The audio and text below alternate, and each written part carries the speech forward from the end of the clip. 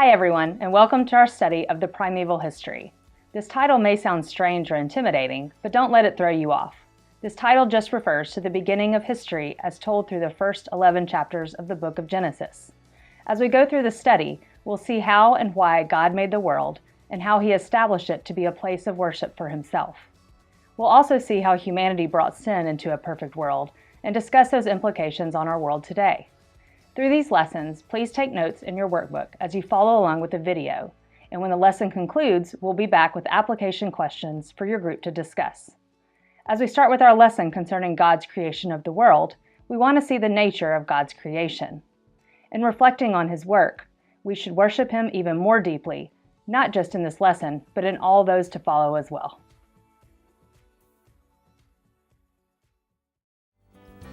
A few years ago, I was driving my car and I came across a train that had jumped its tracks, and of course it just sat there going nowhere.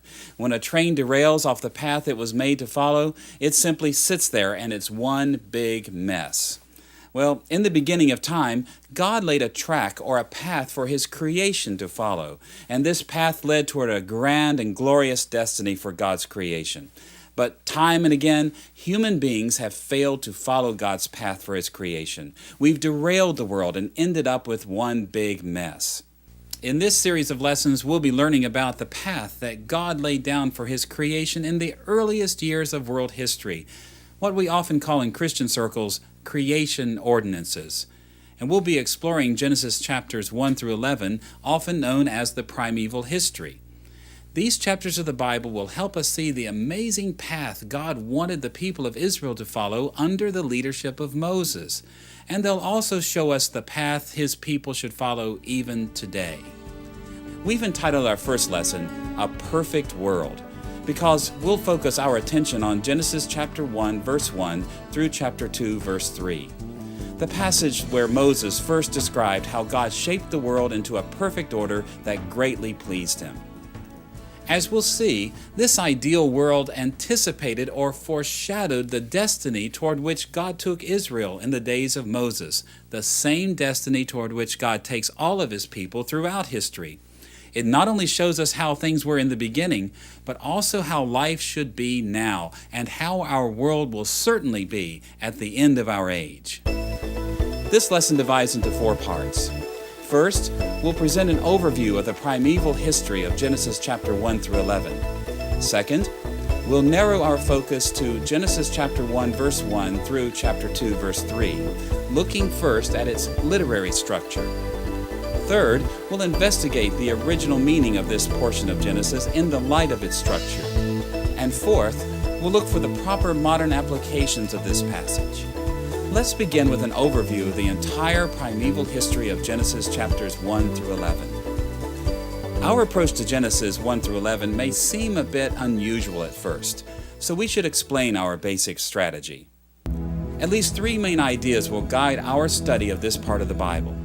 First, the inspiration of these chapters. Second, the literary background behind these chapters. And third, the purpose for which these chapters were written. In the first place, we're firmly committed to the divine inspiration of all of Scripture, including Genesis chapters 1 through 11. Our evangelical understanding of inspiration reminds us of 2 very important features about this part of the book of Genesis. First, its reliability, and second, its intentional design. We affirm in the strongest terms that this part of the Bible is completely reliable because it's divinely inspired. Now, many historical issues come to the foreground when we study this part of the Bible, and some of these issues have not been fully resolved.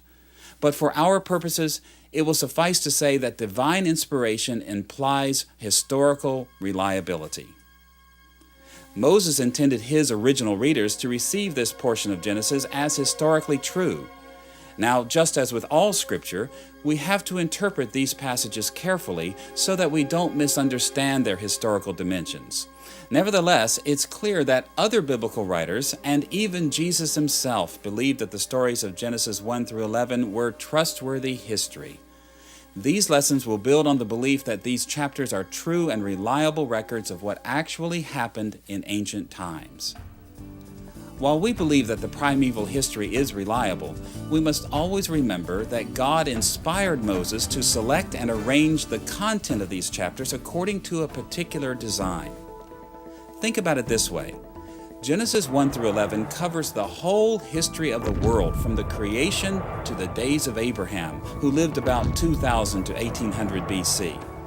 Now, we would all agree that Moses left out many more world events from that period of time than he included in these 11 short chapters.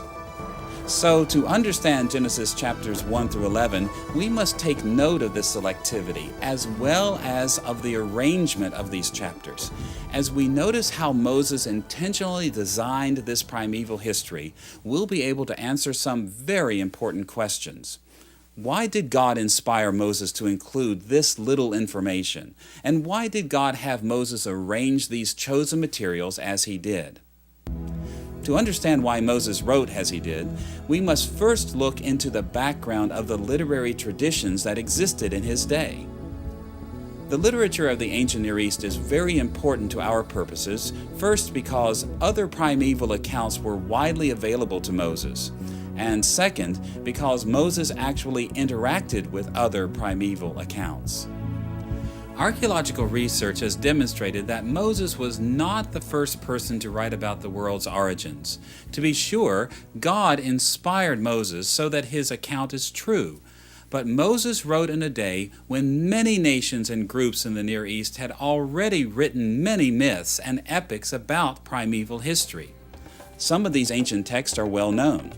Many people have heard of things like the Enuma Elish, or the Babylonian creation story, or Tablet 11 of the Gilgamesh epic, or the Babylonian flood story. An assortment of primeval accounts were written in Egypt and Canaan as well. These and many other documents from the ancient world dealt with the origins and early history of the universe. And not only that, but many of these ancient Near Eastern documents were actually available to Moses in his youth. Moses was educated in the royal courts of Egypt, and his writings indicate that he knew the literature of the ancient world. As Moses wrote his own divinely inspired and true account of the primeval period, he was quite aware of other literary traditions in the ancient Near East. Knowing that other primeval accounts were available to Moses, we're now in a position to ask another question. How did Moses interact with the myths and epics of other cultures? As we'll see throughout this series of lessons, Moses interacted with other primeval traditions both negatively and positively. On the one hand, Moses wrote his history of the early times to counter falsehood with truth. We must always remember that the Israelites Moses led had been subjected to all kinds of pagan influence. They were tempted to believe that the world resulted from the efforts and the struggles of many gods. They either rejected the true faith of their patriarchs, or they mixed this truth with the religious beliefs of other nations.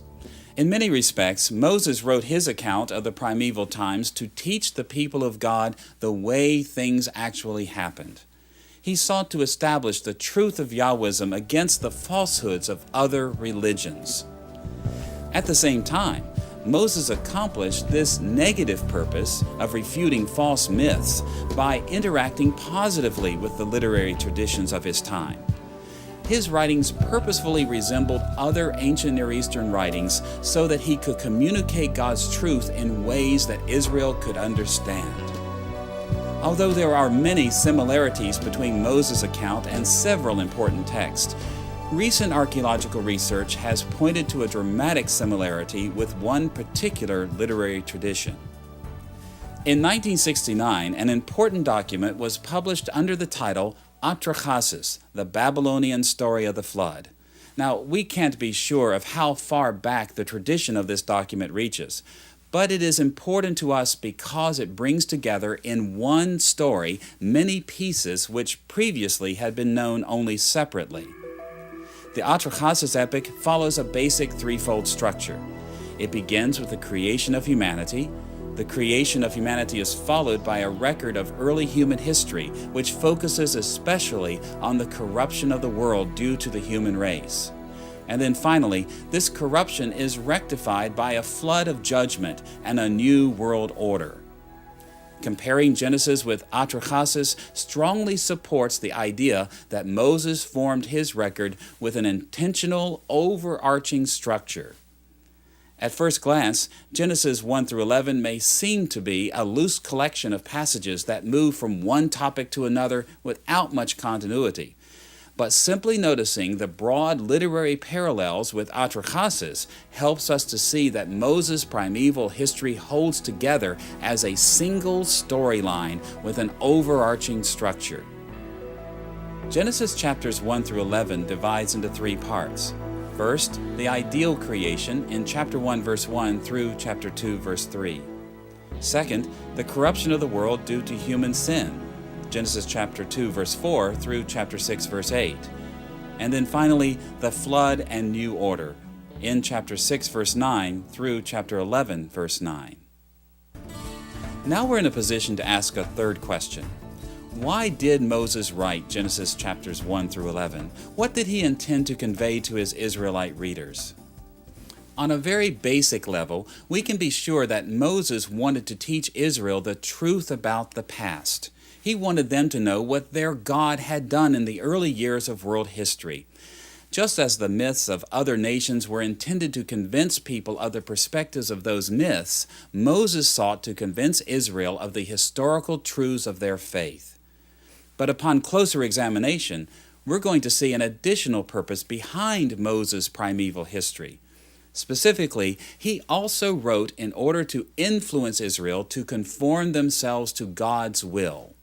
Now, this additional purpose is not readily apparent to everyone who reads Genesis chapter 1 through 11, but it becomes clearer once we realize that other primeval accounts shared this purpose as well.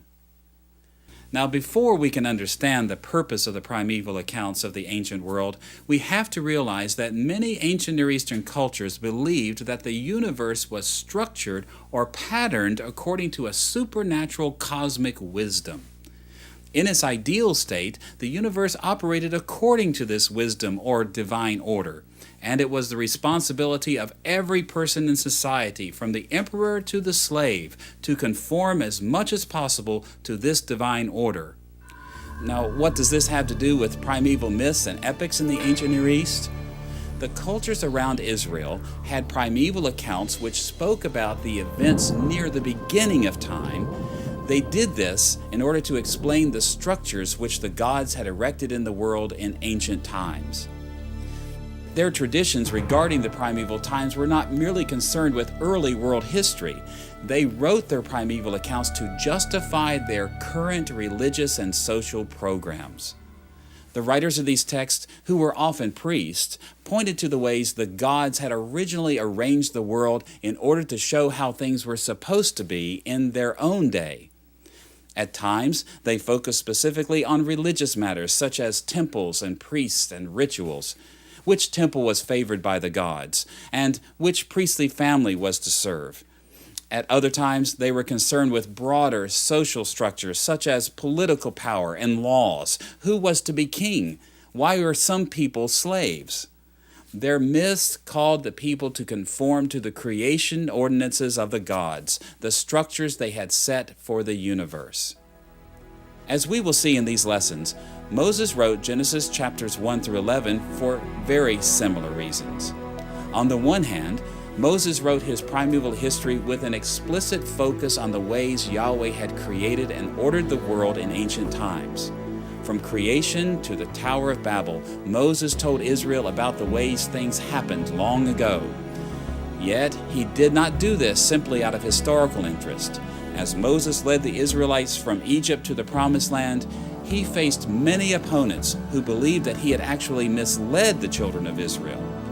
And in response to this opposition, the primeval history demonstrated that Moses' policies and goals for Israel were true to God's design for the universe.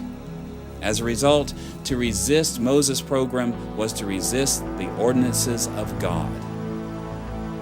In his record of the ideal creation, in Genesis chapter 1 verse 1 through chapter 2 verse 3, Moses showed that Israel was actually moving toward God's ideal by going toward Canaan. In his record of the world's corruption in chapter 2 verse 4 through chapter 6 verse 8, Moses showed that Egypt was a place of corruption and hardship which resulted from God's curse on sin.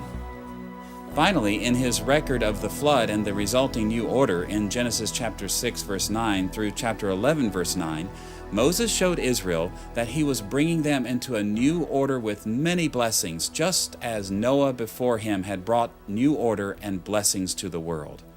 These primeval facts fully justified Moses' vision for Israel's future. If he could convince Israel of these truths, then the faithful among Israel would turn from Egypt and take the land of Canaan as their divine inheritance. Now that we've introduced our general approach to the primeval history of chapters 1 through 11, we're in a position to look at the details of the first section of Genesis, God's ideal world described in Genesis chapter 1 verse 1 through chapter 2 verse 3. When most evangelicals think about the opening chapter of the Bible, they think about all the controversies that surround its interpretation. Did God create the world in 6 ordinary days? Were the days of Genesis 1 great ages or epochs? Or is Genesis 1 a somewhat poetic, non-historical celebration of God's creative activity? All of these positions are acceptable within evangelical circles. Although my own view is that Genesis 1 teaches that God made the world as we know it today in 6 ordinary days, not all Bible-believing Christians hold to this view. As we approach the opening chapters of Genesis in these lessons, our concern is not so much with historical issues like these. We're more concerned with literary questions. We're more interested in how and why Moses wrote this chapter. What literary structures appear in this passage, and how do these structures help us understand Moses' purpose? We should begin by noting that this passage has 3 major steps, namely a beginning, a middle, and an ending. Moses' creation account begins with chapter 1, verses 1 through 2. We may summarize the content of these verses as the dark, chaotic world.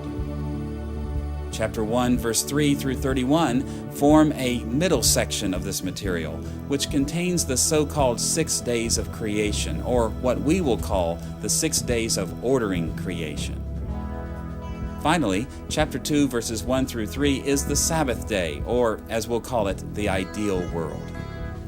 We will explore all 3 portions of this structure in this lesson, beginning with the dark, chaotic world. Second, we'll investigate the last section, which deals with the ideal world. And finally, we'll explore the 6 days of ordering. Let's look first at the dark, chaotic world of chapter 1, verses 1 through 2. Looking at the first portion of Genesis chapter 1, we see a very important dramatic tension between the chaos covering the earth and the Spirit of God. The opening of chapter 1, verses 1 and 2 sets the stage by giving a title in verse 1 and by describing the initial condition of the world in verse 2. Listen to the way Moses put it in chapter 1, verse 2. Now the earth was formless and empty.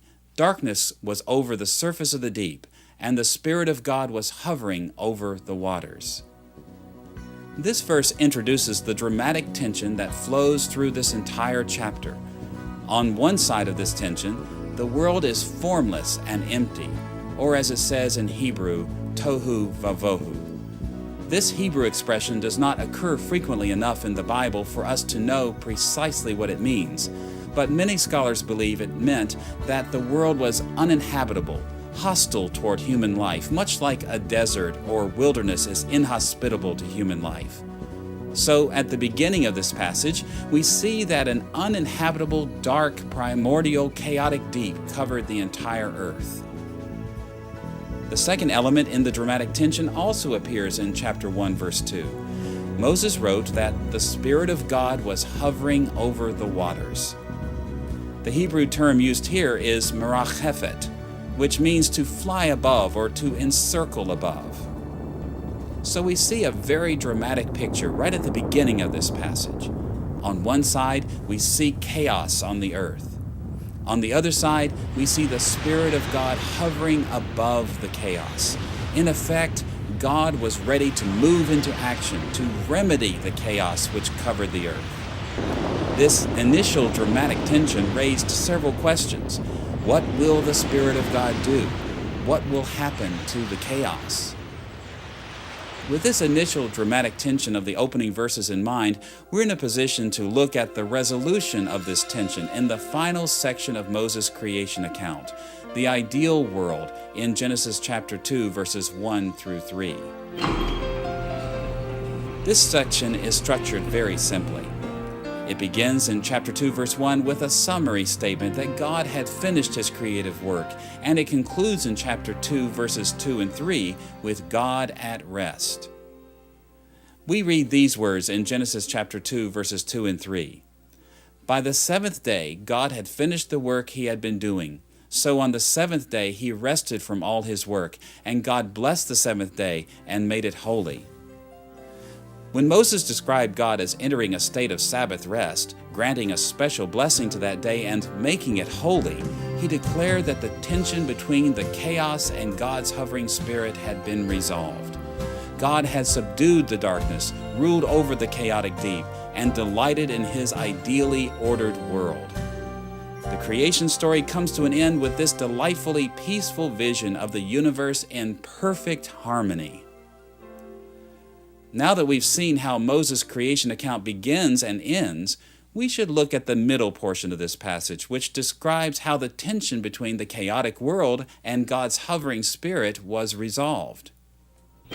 This passage teaches that God restrained the chaos by ordering the world according to a wondrous six-day plan described in chapter 1, verse 3 through 31. The central focus of this material becomes clear when we see that Moses repeatedly introduced the actions with the phrase, "and God said." This is because God is the main character of this material, and his powerful word is the focus of these verses. God's mere word brought magnificent order to the world. Unlike many mythological gods from other cultures, the God of Israel faced no struggles and no battles as he created. He simply spoke, and the world took its proper order. Beyond this, God's spoken word displayed his powerful wisdom. God put the world into the order that seemed best to him. Many interpreters have recognized that the days of God's ordering creation fall into two sets of three. Days 1 through 3, and days 4 through 6. The relationships between these two sets of days have been described in many ways, and there are multiple interconnections. One helpful way to introduce ourselves to these patterns is to draw upon the description of the earth in Genesis chapter 1, verse 2. You'll recall that Moses said that the earth was formless and empty, tohu vavohu.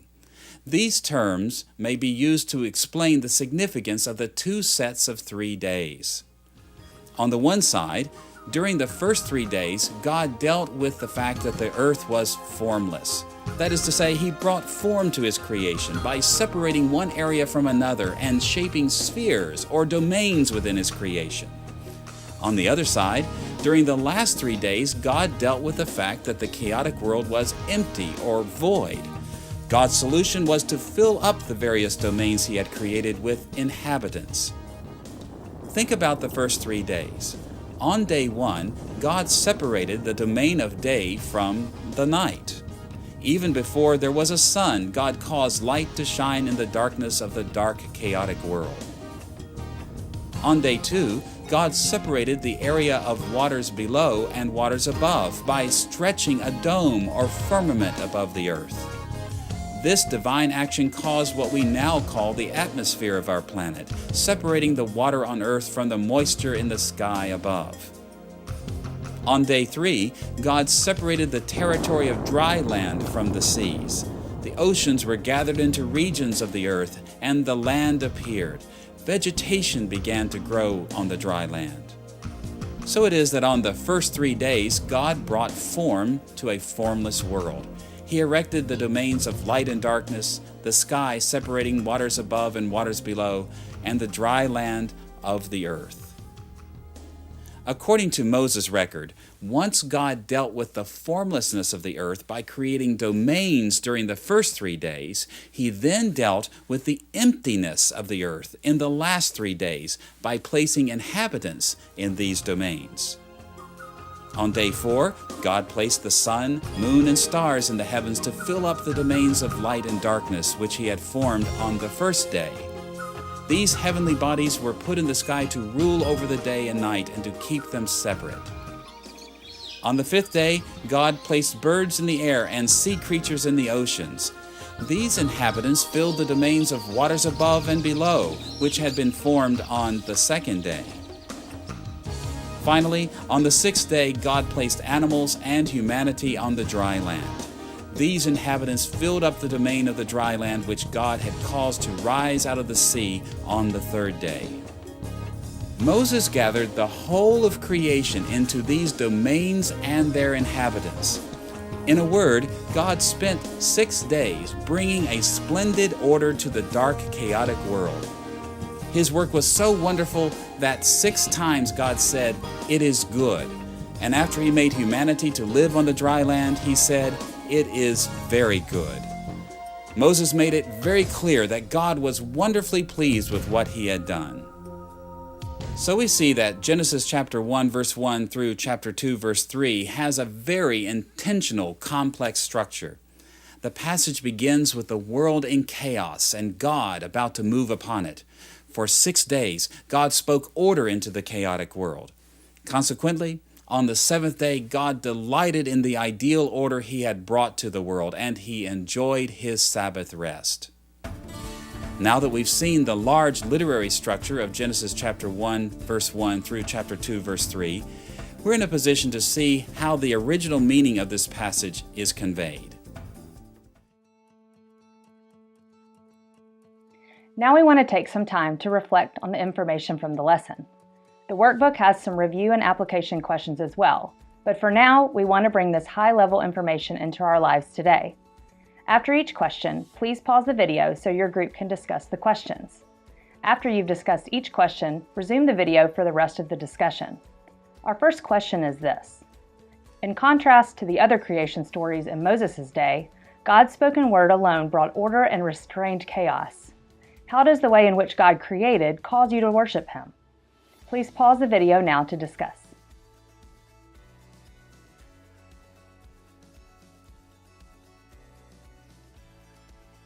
Our second question is this. Moses' primeval history was intended to validate Israel's exodus and conquest by showing that they were in accordance with the order God had established in the early history of the world. In what way does an understanding of the creation story help you understand your life within history? Please pause now to discuss.